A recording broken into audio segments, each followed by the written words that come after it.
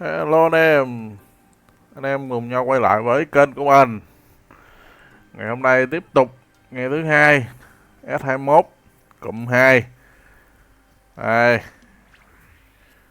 hành trình ngày hôm nay là gì? Hành trình hôm nay là chúng ta sẽ up lên VIP 12. Chúng ta sẽ lấy Gigamet về và nâng Gigamet. Đây, qua ngày mới à, vừa qua ngày mới là lụm liền.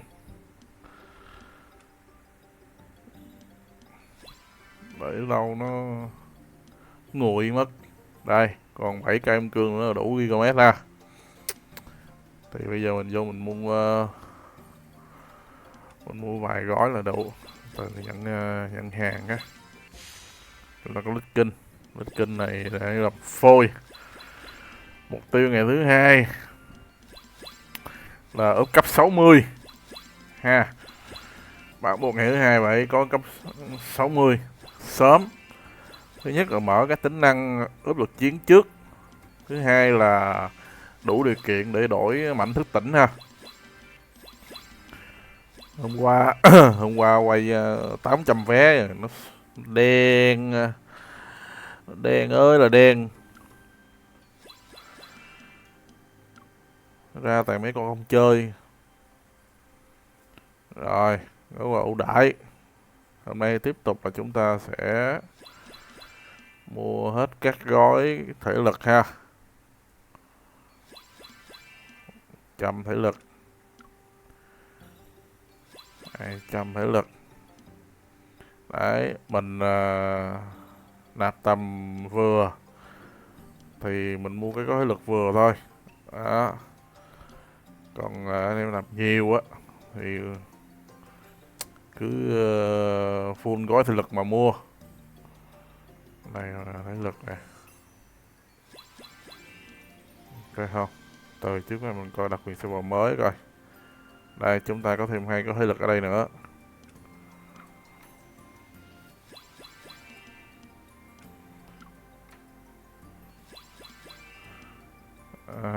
Phải ra coi còn đủ tiền không. Hết tiền thì nhụt lắm.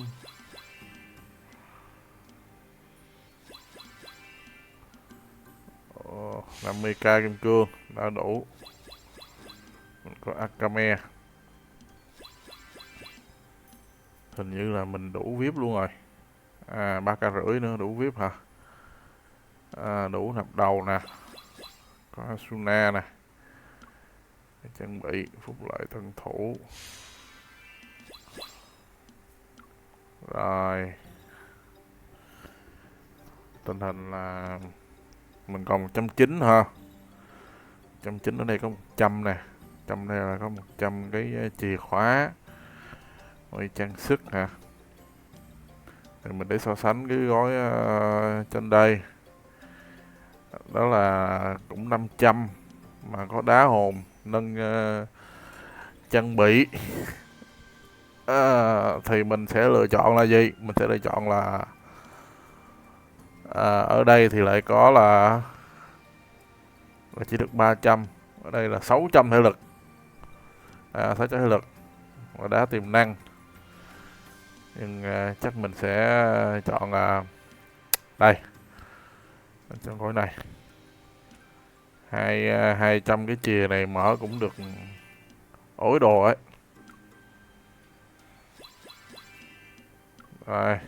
Rồi ok, chúng ta đã đủ Gigamet mua. Rồi, hàng đã về tay. Mục đích lấy Gigamet là gì? Hôm nay Gigamet thì chúng ta sẽ tạm thời gỡ bỏ Akame ra. Có ai nhắn tin gì đây? Anh không chơi server 3 nữa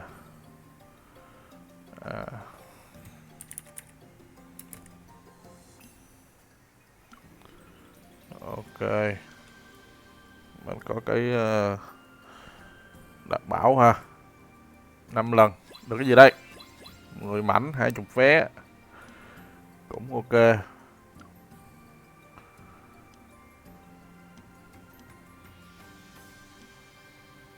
server trước mình chơi là server 3. Test test thì nâng sai, nói chung là nâng nhiều thứ nó sai từ lưa hết. Nên là chúng ta quyết định là làm lại cuộc đời, nâng cấp. Rồi mẹ thần tài Hoàng Kim Cương quyết 13 mới xài được. Ok, thì mình có rút thẻ này 200. Ok, chúng ta xả luôn 200 cái 200 cái này, 300 cái chìa này, quay cũng ối đồ á. Rồi chúng ta xả 200 vé luôn ha. 200 vé này kiếm thêm 3 con SR nữa, SS nữa, để xem được cái gì, được phút hay là được phôi. Phút là để đổi mảnh, phôi là để nâng sao. Phôi có nghĩa là trùng con mình đang chơi, phút là con không trùng, con không trúng con mình đang chơi thì mình vứt đây. Thủy thủ mặt trăng, tôi mặt trăng ra nhiều. Ok, lên một con nữa, một con.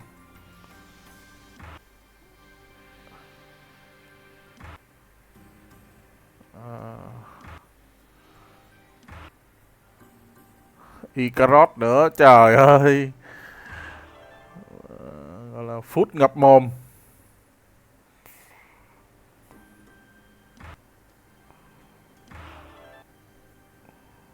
Trời ơi.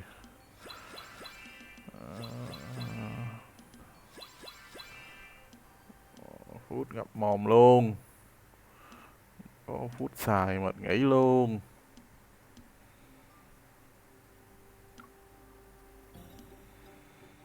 Rồi, một rương nữa mình đổi luôn đi, cho nó ra con gì đây. Mở. Ê, cà rốt.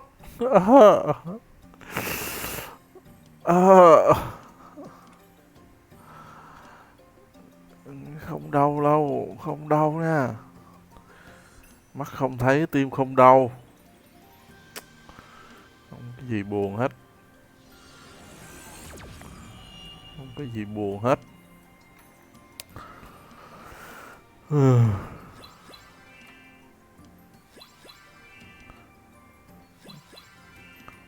có gì phải buồn hết. Không có gì phải buồn hết. Ok. Rồi. Còn dư 90k coi hả?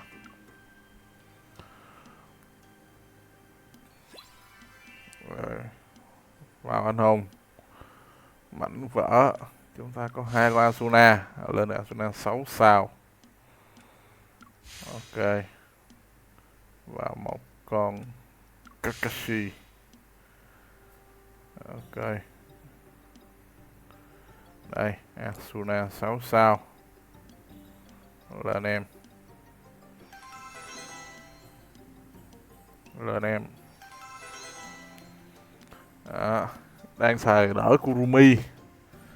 Thì Kurumi này mình cứ để đấy. Sao trời mấy gần 8 sao luôn rồi, 7 sao rồi. Nhiều. Đây. Akame thì mình sẽ tạm thời thu hồi Akame ha. Tạm thời thu hồi Akame lại. Và nâng sau. Chơi Kurumi. Đây, để mình coi cái tích nạp coi. Có nên lấy cái rìu không? Tỷ lệ chí mạng, thương chí mạng. Khi tấn công bị chí mạng trên này sẽ thương lan cho một thứ xung quanh. Kẻ thù tấn công. Thật sự thì cái này nhìn có vẻ cũng không ngon lắm vậy, đúng không?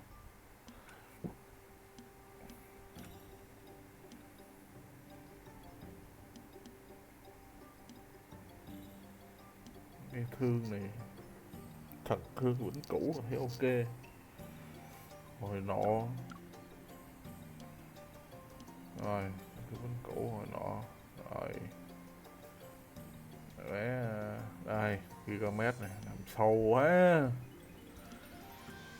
Rồi chúng ta sẽ tẩy luyện.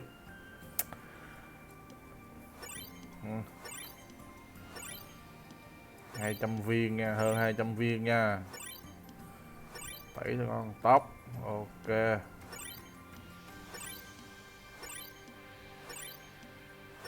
là 230 viên.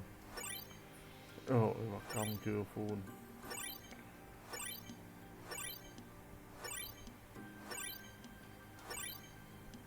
Chưa full luôn. 30 là sao?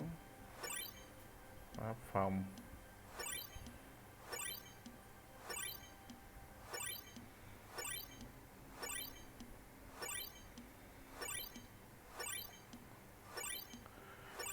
Trời ơi. Trời ơi, đàn 30 thế này. Ây da. 50 viên rồi đấy. Trời ơi, lại 30.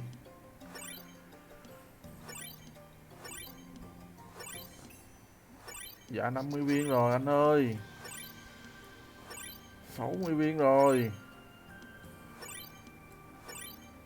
Lại 30.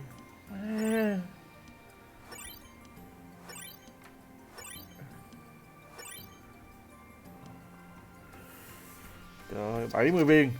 Mới được 3 vòng. 4 vòng. Còn 2 vòng công nữa. 30.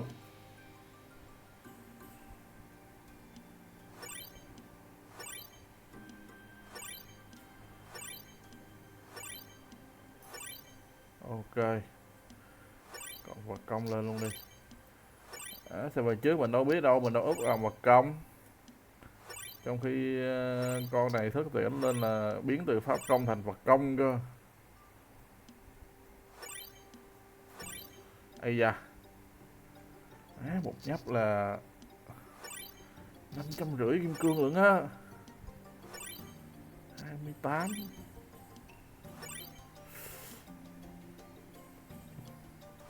Ít thôi. Ây da. Ây da.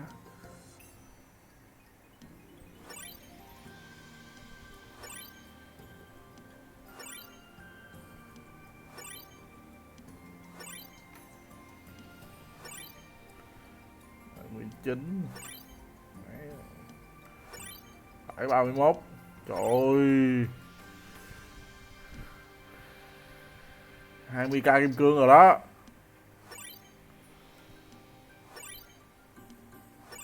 Cứu con.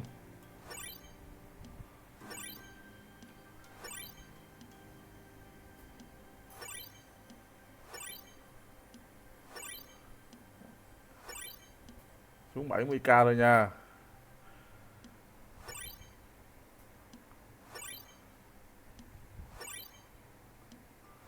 Trời ơi. Xót quá.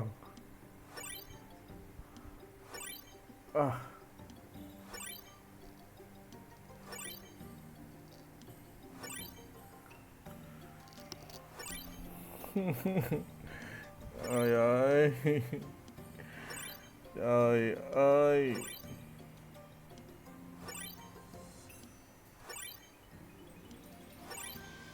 Mẹ. Giờ lên lại 2930 lại coi.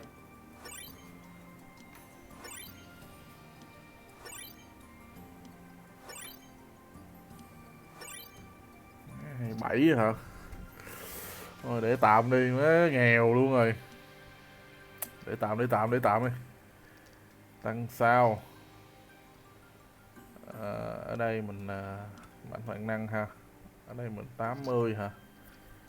Đó, 1 con, 2 con, 3 con, 4 con, 6 con. 6 nhân 8 6 nhân 8 48 hả? 408. Đây.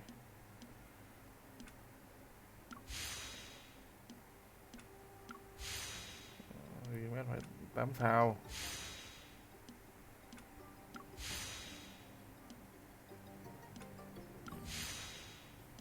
Trời ơi.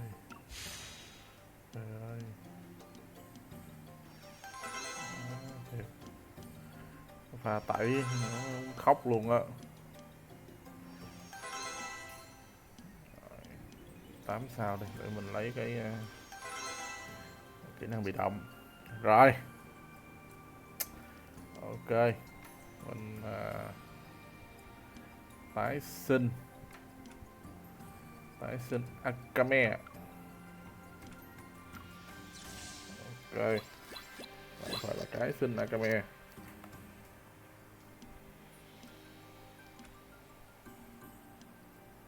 Làm đột phá, quét đột phá.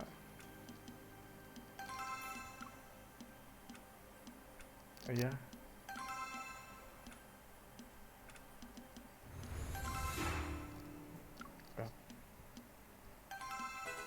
rồi kỹ năng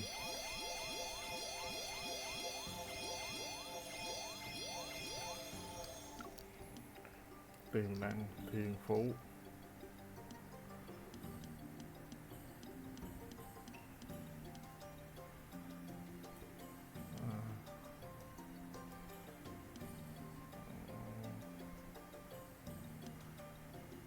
Tiềm năng kế thừa tiềm năng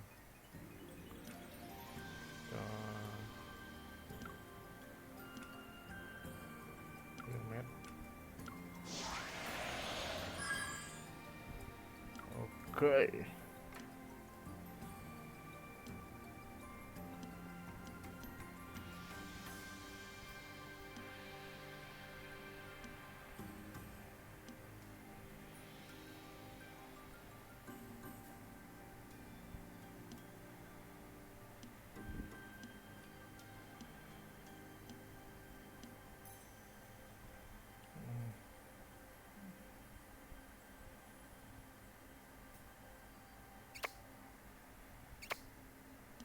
k bay mất 40k kim cương. Trời ơi, chỉ vì cái tải thuộc tính, chỉ vì tham một điểm, chỉ vì tham một điểm thuộc tính. Trời ơi,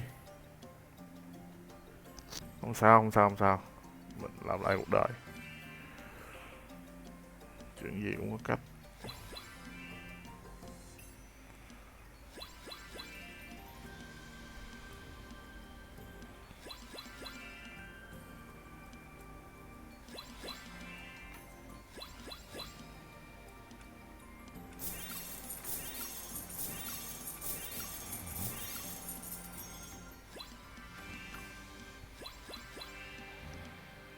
Rồi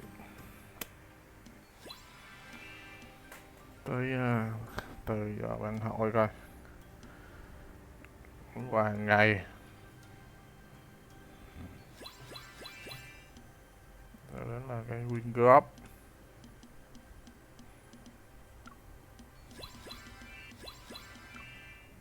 Ước nguyện Kurumi ha. Thua về nó kệ cái ước đi. Sân tập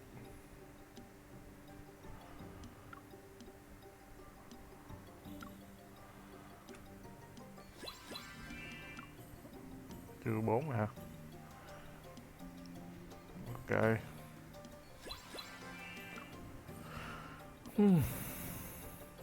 Quá là đau lòng, quá là đau lòng. Còn cái gì nữa đâu rồi. Lên trang bị tăng cường, tăng cường 9 10 10 đi.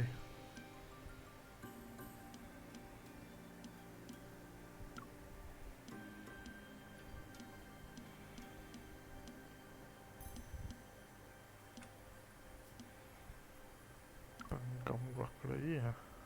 Tăng công vật lý cho con này. Tốc tăng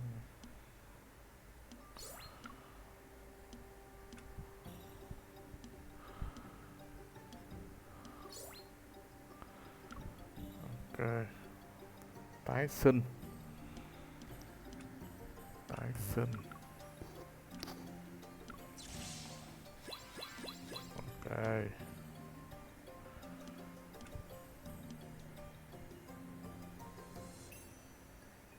26, 27 rồi. 27. Rồi. Hảo cảm. 17 à. Ê chết qua mình quên coi cái vụ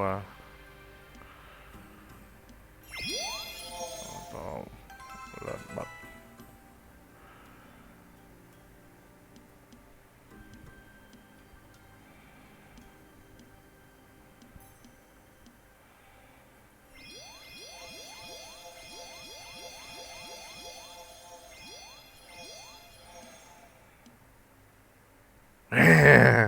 Tức quá.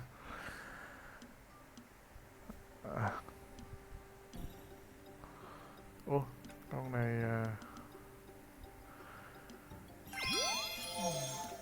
chưa nâng à.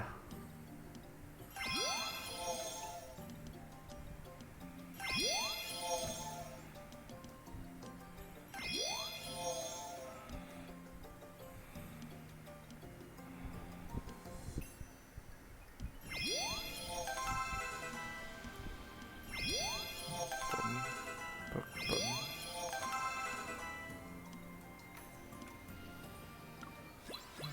Sao? Sao? Hết qua cho anh tao. Cho anh tao cầm. 40. 40. 40. 45.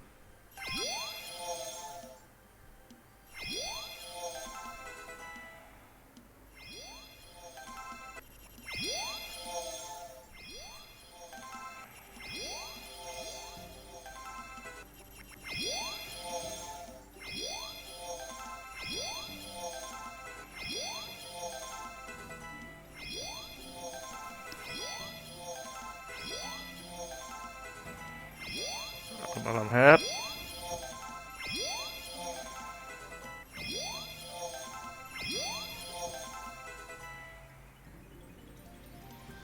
Rồi thức tỉnh ra. Thức tỉnh ra. Thức tỉnh ra. Ok. Tăng tiếp không? 4 sao không? Qua mấy cái này tăng bớt đi. Cũng cho nó tăng sao tí chứ. Bây giờ nó phụ thì miếng đam.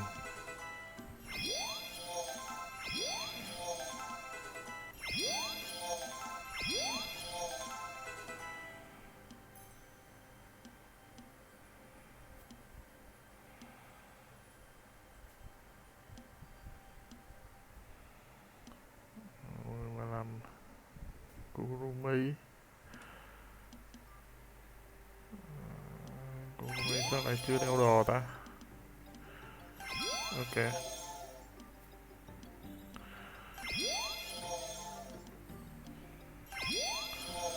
Úp ẹt kiểu này mà bỏ sót thì chết.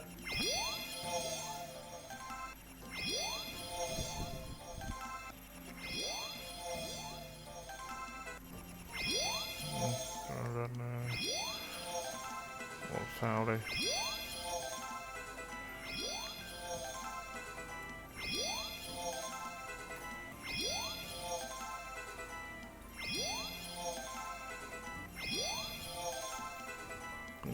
Mình tấn lên.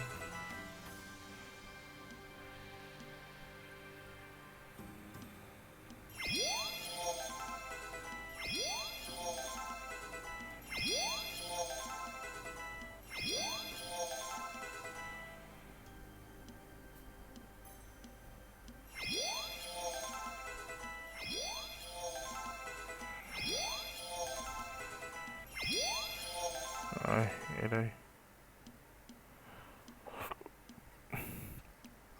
40 cường hóa được hả?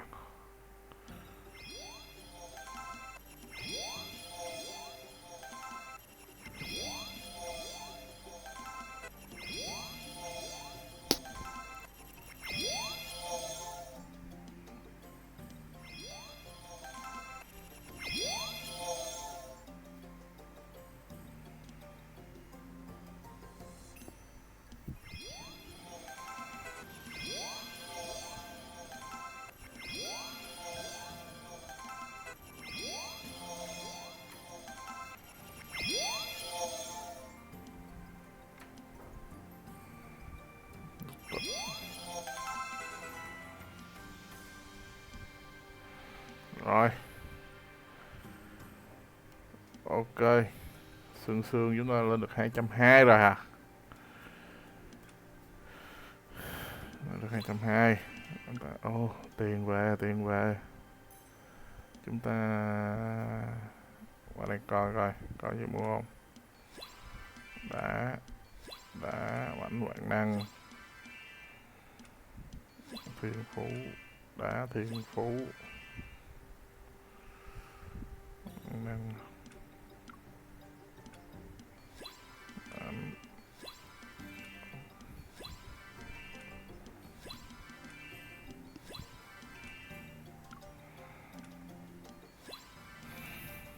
cao cấp. 160 là 2 con, được 2 con.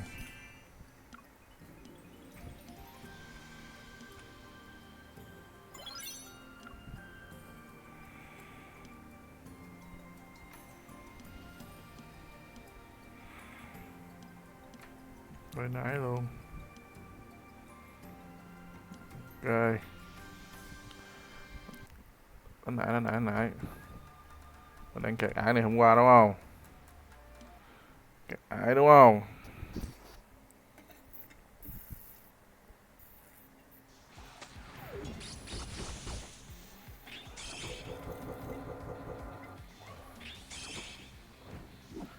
Này thì kẹt ải nè, nãy thì kẹt ải nè.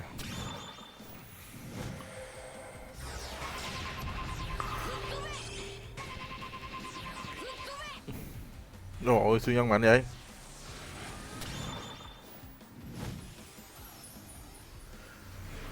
Siêu nhân điện quang. Này thì kẹt ải nè. Này thì kẹt ải nè.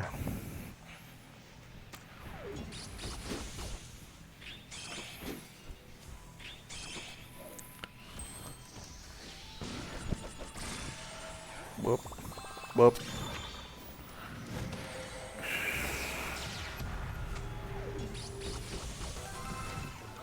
Yeah. Qua ải rồi. Hành trình được nhưng mà mình đi hải thường cái đó. Hải thường có kẹt không? Không. Từ từ đi ải thường để xíu đi.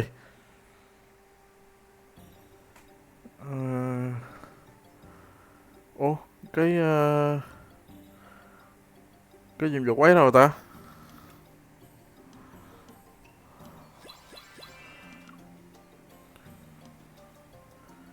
Cái nhiệm vụ kia đâu rồi? Nhiệm vụ gì nha? Hết hạn rồi à? Đồ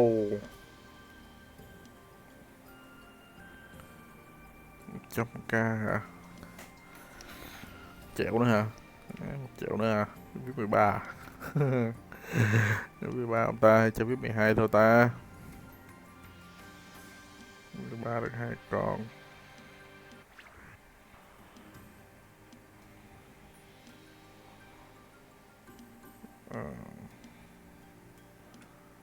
Ờ, hôm qua mình còn không có đi cái kia cơ. Mình còn chưa kịp đi cái kia cơ. Bận quá chưa on được cái gì ta? Cái gì đây nè? Cái xác không gian hôm qua mình còn chưa đi cơ. Lỗ hết một ngày rồi. Bây giờ lỗ hết ngày thoát không gian à? Căng á. Quãng ngày.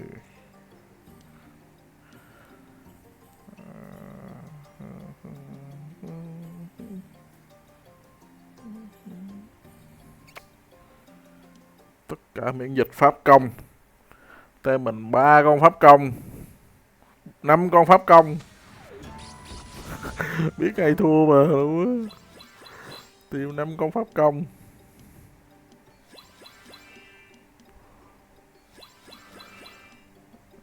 Đấu trường. Cái con này mạnh dạng đánh hàng một thử coi. Đánh được chưa không biết nữa.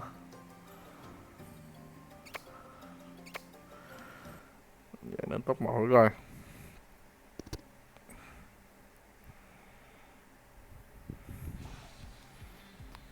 Top 1 full tím này hả? Trời ơi, Akame. Trời ơi.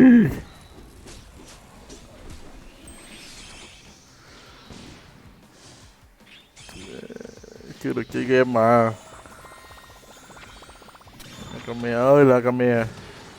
Trời ơi. Trời ơi. Trời ơi.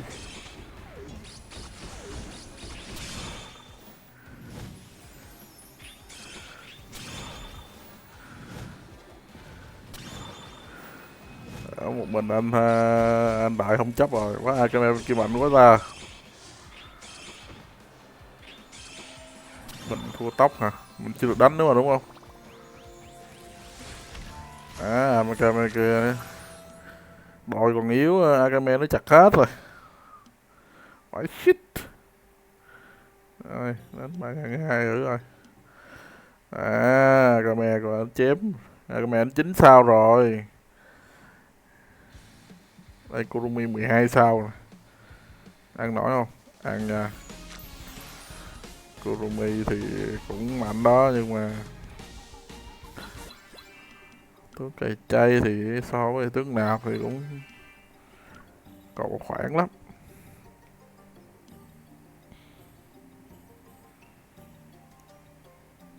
Hạng 1 này con này tóc cao quá. Con này tóc cao quá. Nó đánh trước. Giờ mình phải hơn tóc nó. Đấy, từ từ từ từ. Còn cái phần gì chưa làm. Quay lên thú cái đi. Đây mình có 49.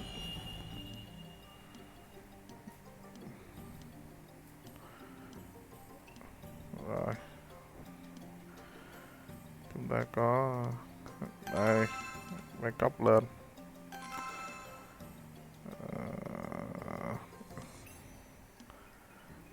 Đã có một con mà còn có một mảnh mà còn bị trùng. Đây thanh niên này cũng vậy. Có một mảnh còn bị để cho trùng nữa. Chán thiệt.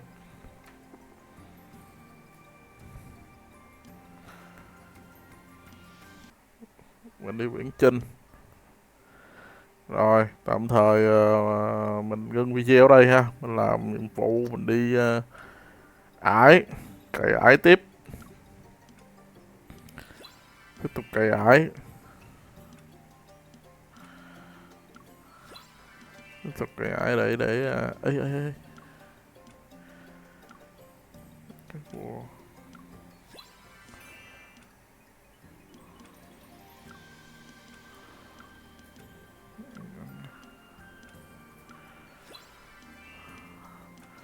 tiếp tục cày ải để mình áp lực chiến tiếp. Mấy con này tạm thời để đây, chưa sẽ tới. Rồi, ok ha. Tạm thời clip tới đây. Ngày mai sáng ra mai lại chiến đấu tiếp. Lên clip khác ha. Giờ mình đi ải. Đó, thời gian này đi ải thì hơi lâu. Ải thì anh em ải khó khăn này anh em thể lực anh em quét hết nha. Ra mảnh vạn năng nè. Có một ngày quét được bao nhiêu mảnh vạn năng ở đây nha. Đây là mình đang có 18 mảnh nha. Coi quét hết được bao nhiêu mảnh. Nó còn hình xui nữa. 4 mảnh rồi đó. Đây mình có 5 mảnh rồi nè. Hải này chưa đi.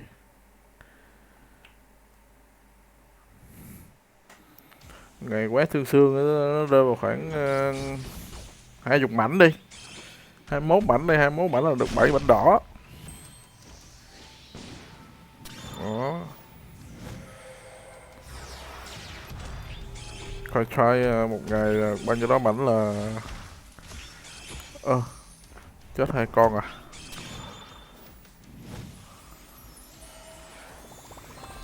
dính mới thật gì hết vậy. Tử vong không cao hơn 2 à? À, con Saitama vô đấm cái chết luôn con này hả?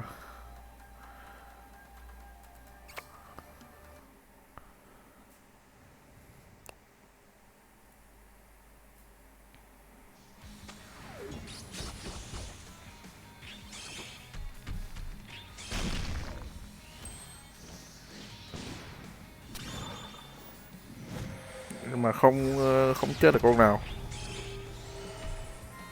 Trời ơi, Saitama đấm kìa, khủng khiếp. Ôi ơi,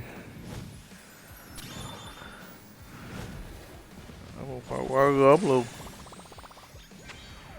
Máu. Saitama đấm một phát khủng hoảng luôn.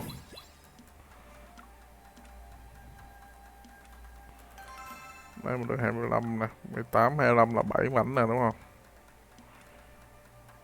Ở này được 2 mảnh nữa nè, 9 mảnh nè. Đó, này quét xương xương đây, 10 mảnh nè, 11 nè.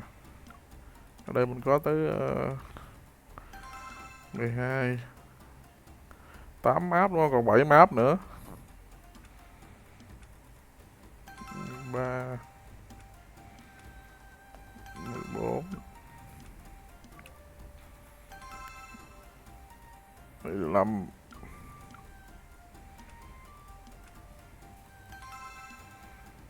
Đây 18, 41, 23 mảnh rồi hả? 23, 25 mảnh.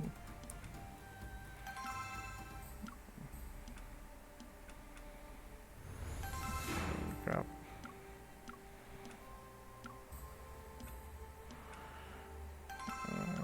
Chiêu. Quét hết. Thứ nhất là quét mình có cái huy hiệu cường hóa sản xuất nè, mảnh nè. 18 giờ 52 rồi nè. Cho là bao nhiêu? 40 mảnh rồi đó. Đó không? Hơn 40 mảnh rồi. Hơn 40 mảnh mà đổi ra được. Ở đây là mình còn chưa mua lượt đó nha. Mình mua thêm một lượt có tốn có 30 kim cương nữa là mình lại quét tiếp. Mình chẳng có thể lực quét không nè. Mua một lượt có 30 kim cương nữa nè.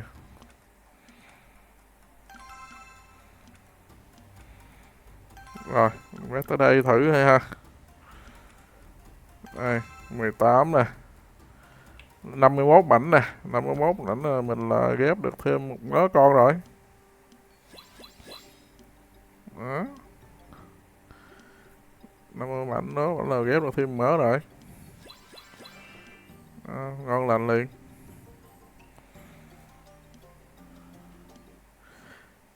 51 mảnh, 3 mảnh, 51, 3 mảnh là 12. Đâu? 17. 17 mảnh đỏ. Ngày kiếm mấy chục bánh đỏ, 20 bánh đỏ là bình thường.